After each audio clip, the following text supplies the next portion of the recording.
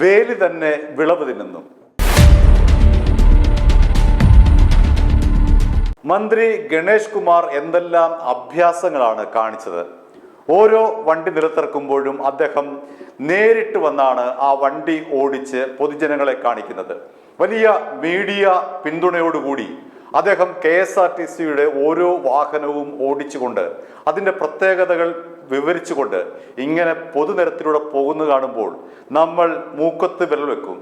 എന്തൊരു കൃത്യമായ ഗതാഗത മന്ത്രി സ്ഥാനത്തേക്ക് ഗണേശനല്ലാതെ കേരളത്തിൽ ആരാണ് എന്ന് ആരെങ്കിലും അദ്ദേഹത്തിൻ്റെ ഡ്രൈവിംഗ് കണ്ട് സംശയിച്ചാൽ അവരെ കുറ്റപ്പെടുത്താനില്ല. പക്ഷേ ഇപ്പോൾ ഗണേശ് വലിയൊരു നിയമക്കുരുക്കിൽപ്പെട്ടിരിക്കുകയാണ്.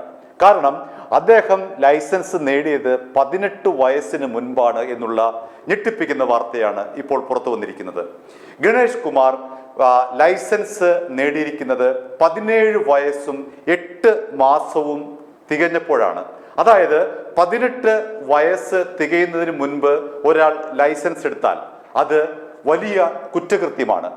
അയാളെ ഒരു കാരണവശാലും വണ്ടിയുമായി പുറത്തേക്ക് ഇറങ്ങാൻ അനുവദിക്കാത്ത തരത്തിലുള്ള മോട്ടോർ വാഹന വകുപ്പിലെ നിയമങ്ങളാണ് നമുക്കുള്ളത്.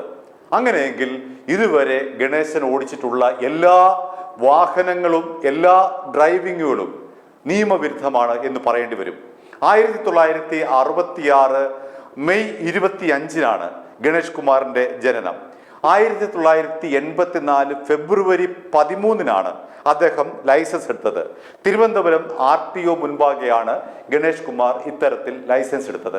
അദ്ദേഹം നിയമസഭയിലേക്ക് തൻ്റെ പ്രായം തെളിയിക്കുന്നതിനും മറ്റുമായി നൽകിയിട്ടുള്ള എല്ലാ രേഖകളും ഈ ഡ്രൈവിംഗ് ലൈസൻസിന്റെ പേരിലാണ്. ഈ ഡ്രൈവിംഗ് ലൈസൻസ് കൊണ്ടാണ് അദ്ദേഹം നിയമസഭയിൽ തൻ്റെ പ്രായം തെളിയിച്ചത്. പക്ഷേ ഗണേശിന്റെ നിർഭാഗ്യമെന്ന് പറയട്ടെ, അദ്ദേഹത്തിന് കെണിയൊരുങ്ങിയത് 2024-ലാണ്. അദ്ദേഹം ലൈസൻസ് പുതുക്കാനായി അപേക്ഷ സമർപ്പിച്ചപ്പോഴാണ് ആദ്യം എടുത്ത ലൈസൻസ് പ്രായപൂർത്തിയാകാതെയാണ് എടുത്തതെന്നുള്ള കാര്യം വെളിപ്പെട്ടത്. അതായത് 18 വയസ്സ് തികയുന്നതിന് മുൻപായി ഗണേശൻ എടുത്തിട്ടുള്ള ഈ ലൈസൻസും അതുമായി ബന്ധപ്പെട്ട എല്ലാ അദ്ദേഹത്തിന്റെ ഡ്രൈവിങ്ങും ഗുരുതരമായ കുറ്റകൃത്യമാണ്. ഈ ഗണേശിനെതിരെ എന്ത് നടപടിയാണ് മോട്ടോർ വാഹന വകുപ്പ് എടുക്കാൻ പോകുന്നത്? അങ്ങനെ ആർക്കെങ്കിലും ധൈര്യമുണ്ടോ? മന്ത്രിയായിരിക്കെ ഗണേശ് എത്ര പേർക്കെതിരെയാണ് നേരിട്ട് നടപടി എടുത്തിട്ടുള്ളത്? ഗണേശിനെതിരെ നേരിട്ട് ഗണേശ് എടുത്തതുപോലെ നടപടി എടുത്തിട്ടില്ല എങ്കിൽ പോലും ഗണേശിനെതിരെ നിയമപരമായി നീങ്ങാൻ മോട്ടോർ വാഹന വകുപ്പിന് ധൈര്യമുണ്ടോ എന്നുള്ള ചോദ്യമാണ് ഇവിടെ അവശേഷിക്കുന്നത്. i2i News, an eye for truth. i2i News subscribe ചെയ്തിട്ടില്ലാത്തവർ ഇപ്പോൾ തന്നെ സബ്സ്ക്രൈബ് ചെയ്യുക. നോട്ടിഫിക്കേഷൻ ലഭിക്കുവാൻ ബെൽ ബട്ടണും അമർത്തുക.